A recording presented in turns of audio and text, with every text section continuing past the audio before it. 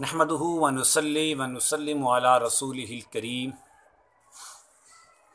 अम्मा बादु फ़अऊज़ु बिल्लाहि मिनश शैतानिर रजीम बिस्मिल्लाहिर रहमानिर रहीम। अस्सलामु अलैकुम व रहमतुल्लाहि व बरकातुहू। उम्मीद करता हूँ कि तमाम दोस्त, तमाम अहले इस्लाम खुश और खुर्रम होंगे। दुआ है कि अल्लाह तबारक व तआला आप तमाम को खुशियाँ अता फ़रमाए, हर किस्म के दुखों से, तकलीफ़ों से, मुसीबतों से महफूज फ़रमाए। मेरे वाजिबुल एहतराम अज़ीज़ों, दोस्तों, इस्लाम की बुनियादी चीज़ों से वाक़फ़ियत हासिल करना ज़रूरी है। उन तमाम चीज़ों का इल्म होना, उसके मुताबिक अमल करने का फ़ायदा होता है। एक मिसाल के तौर पर मैं आपको एक मिसाल देता हूँ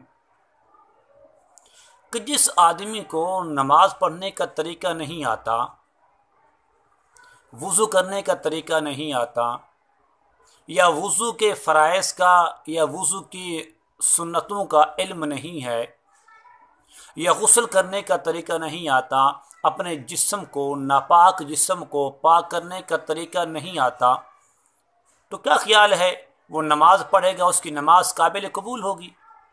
वो कुरान की तिलावत करेगा, क्या उसका अजर मिलेगा? या वो इंसान ज़िक्र अस्कार करेगा, इबादत और बंदगी करेगा, तो क्या ऐसे शख्स को सवाब मिलेगा, अजर मिलेगा?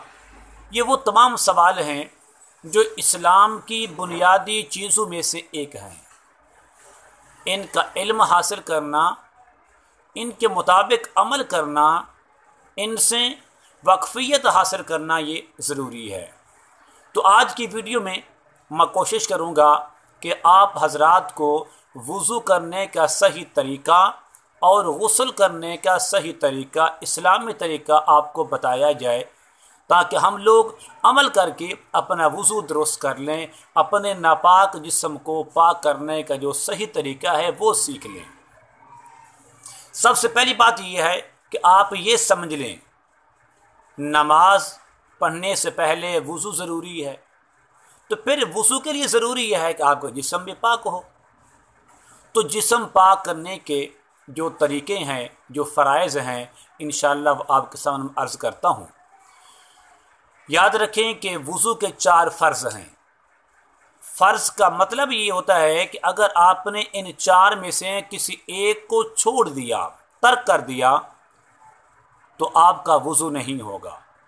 जब आपका वुज़ू नहीं होगा तो आपकी नमाज, आपकी तिलावत, आपका ज़िक्र, आपकी इबादत और बंदगी काबिल कबूल नहीं होगी। सबसे पहला जो फ़र्ज़ है वो वुज़ू का, वो है चेहरा धोना। वुज़ू में चेहरे को, मुंह को एक बार धोना ये फ़र्ज़ है, एक बार धोना ये फ़र्ज़ है, और 3 बार चेहरे को धोना ये सुन्नत है। लेकिन हम कोशिश करेंगे इस अमल को 3 बार ही किया जाए, ताकि हमें सवाब फ़र्ज़ का और सवाब सुन्नत का दोनों अजर और दोनों नेकियां हासिल हो जाएं। अब याद रखें कि चेहरे की लंबाई और चेहरे की जो चौड़ाई है वो कहाँ तक है। जहाँ से ये बाल उग रहे हैं, यहाँ से लेकर जो बाल उग रहे हैं, यहाँ से लेकर आप यहाँ तक आ जाएं, ये थोड़ी है, ये हड्डी है, यहाँ तक ये चेहरे की लंबाई है। एक कान की लो से, ये छोटा सा निशान है, इस कान की लो से दूसरे कान की लो तक ये चेहरे की चौड़ाई है। इस चौड़ाई को यहाँ से लेकर यहाँ तक जो ज़हरी हिस्सा है, इस हिस्से को वुज़ू में धोना 1 बार ये फ़र्ज़ है और 3 बार ये सुन्नत है। हम कोशिश करेंगे हम इसको सुन्नत पर भी अमल हो जाए, ताकि हमारा चेहरा अच्छे तरीके से फ़र्ज़ में कमी ना आ जाए।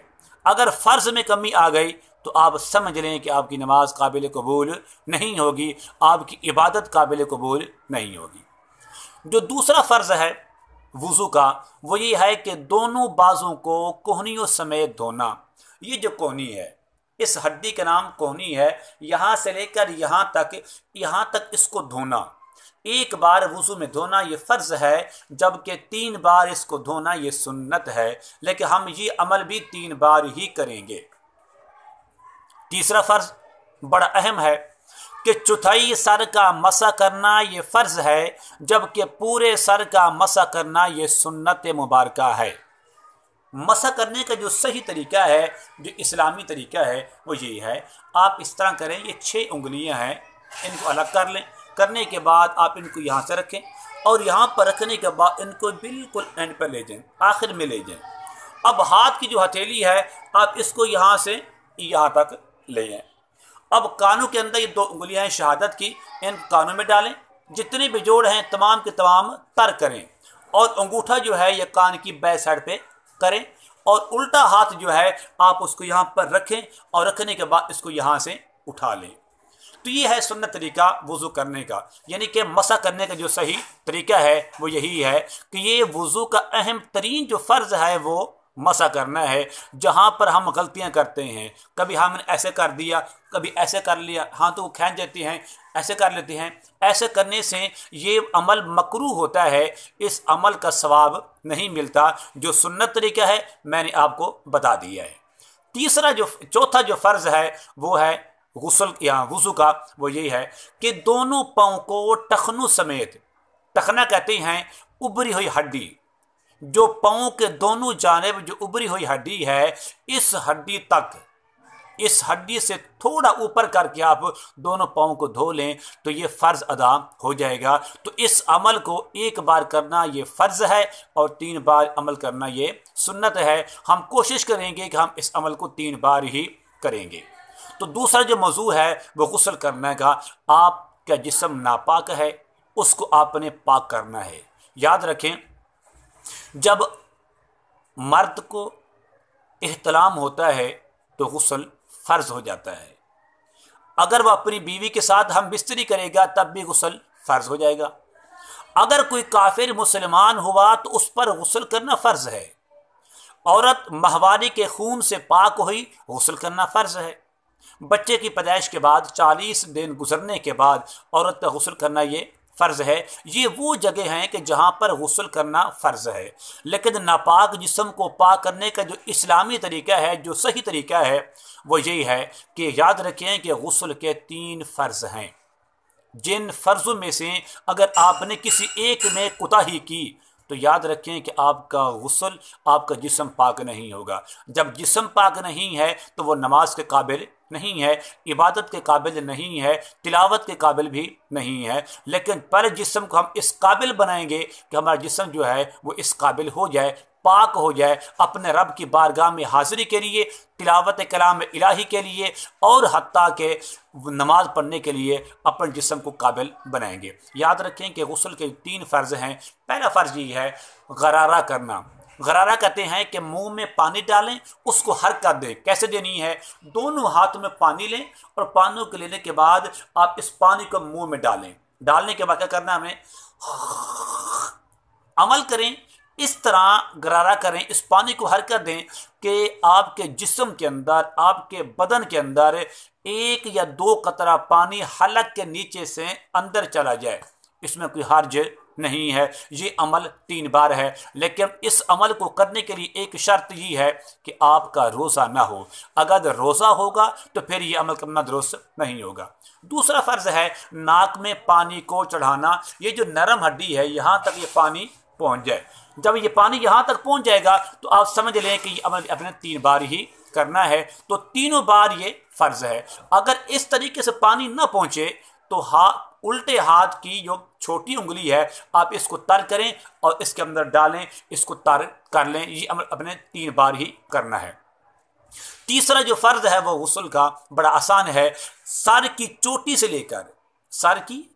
से लेकर पाँव तक पूरे जिस्म पर इस तरह पानी को बहाया जाए कि जिस्म का कोई हिस्सा खुश्क न रह जाए, बल्कि जिस्म का सारे हिस्से तर हो जाएं।